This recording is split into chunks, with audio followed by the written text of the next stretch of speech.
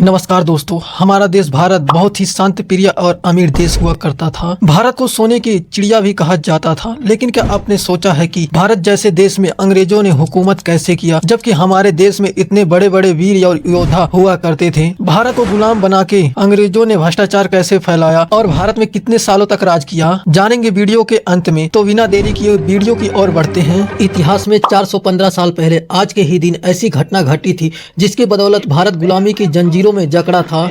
यही वह दिन है जब ईस्ट इंडिया कंपनी का पहला जहाज हेक्टेयर भारत पहुंचा था। इस जहाज का कैप्टन था विलियम हकिंस, वही हकिंस जिसने 5 सालों तक मुगलों की गुलामी की और भीतर ही भीतर भारत की जड़ें खोदता रहा। सन 1608 में 24 अगस्त को ईस्ट इंडिया कंपनी का पहला जहाज हेक्टेयर भारत के सूरत बंदरगाह पर पहुंचा था। उस समय सूरत समुद्री व्यापार का बड़ा केंद्र हुआ करता था। मुगल भी दूसरे देशों के साथ इसी तट से व्यापार करते थे। ईस्ट इंडिया कंपनी की चाहत यह कंपनी स्थापित करने की थी, लेकिन मुगल बादशाह की इजाजत के बिना संभव नहीं था। यह वह दौर था जब मुगल साम्राज्य की बागडोर जहांगीर के हाथों में थी। 1600 में ईस्ट इंडिया कंपनी की स्थापना के बाद कई बार राजदूत मुगल दरबार में उपस्थित हो चुके थे और भारत से व्यापार का अधिकार मांगा था। इसी के बाद कंपनी के पहले जहाज हेक्टेयर को भारत में आने की आजादी मिली थी। हकिन अपने साथ इंग्लैंड के तत्कालीन राजा जेम्स प्रथम का पत्र लेकर आया था, जिसे जहांगीर के पास पहुंचाया जाना था। भारत पहुंचने के बाद वह सीधे जहांगीर से मिलने पहुंचा। विलियम हकिंस को अंग्रेजी के साथ तुकरी और फारसी का अच्छा ज्ञान था। जब जहांगीर के साथ उसकी मुलाकात हुई तो वह प्रभावित हुआ। मुगल भारत का इतिहास पुस्तक के मुताबिक जहांगीर ने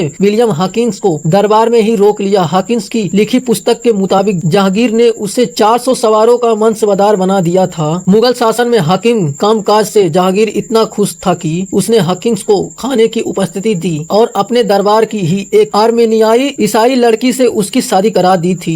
मुगलों की गुलामी करते हुए रचता रहा साजिश। हकिंस ने लगातार 5 साल तक मुगल बादशाह जहांगीर की गुलामी की, लेकिन अंदर ही अंदर वह साजिश रचता रहा और ईस्ट इंडिया कंपनी की पहली फैक्ट्री स्थापित करने की अनुमति ले ली। इसके बाद 11 जनवरी 1913 को ईस्ट इंडिया कंपनी ने सूरत में ही अपना पहला कारखाना खोला था, जिसने आगे चलकर भारत को गुलाम बनाया। कंपनी का कारखाना खुल जाने के बाद हकिंस वापस इंग्लैंड लौट गया था। सूरत में जो ईस्ट इंडिया कंपनी का पहला कारखाना खोला गया था उसमें रजाई गद्दे बनाए जाते थे। मुगल बादशाह जहांगीर ने इस कारखाने की अनुमति दी थी। हालांकि कंपनी के ऊपर मुगलों की ओर से कुछ नियम और शर्तें भी लगाई गई थी। भारत में ऐसे दाखिल हुई ब्रिटिश फौज। ईस्ट इंडिया कंपनी के पहले जहाज हेक्टेयर ने जब भारत में कदम रखे उस समय पहले पुर्तगाली और डच भारत के चुके थे। मुगल दरबार में भी इनका अच्छा प्रभाव था, लेकिन जब हकिंस से कारखाने की अनुमति ले ली तो पुर्तगाली और ढांचों को यह अखर गया। जहांगीर से भी उनके संबंध खराब हुए। इसके बाद 1616 में अंग्रेजी राजदूत सर टॉमस रो भारत आया, जिसने नूरजहां और खुर्रम को तमाम तोहफे देकर उन्हें खुश किया और फिर जहांगीर से भारत में कंपनी की सेना लाने की अनुमति ले ली। मुगल भारत के इतिहास के पुस्तक के मुताबिक टॉमस रो का तर्क था कि पुर्तगालियों के साथ हो रहे संघर्ष से बचने के लिए उन्हें सुरक्षा की आवश्यकता है। इसके लिए वे सिर्फ मुगल सेना के भरोसे नहीं रह सकते। इस फरमान के बाद ही भारत में ब्रिटिश सेना दाखिल हुई और धीरे धीरे कंपनी ने अपना वर्चस्व स्थापित कर दिया। भारत 1757 से लेकर 1947 तक अंग्रेजों का गुलाम रहा था। 1757 से लेकर 1857 तक भारत ब्रिटेन की ईस्ट इंडिया कंपनी का कब्जा रहा था और उन्हें यहाँ के लोगों पर काफी अत्याचार किया। देश के वीर स्वतंत्रता सेनानियों के साहस और बलिदान के आगे अंग्रेजों ने घुटना टेका और करीब 200 सालों तक अंग्रेजों की गुलामी करने के बाद भारत को 15 अगस्त 1947 के दिन आजादी मिली।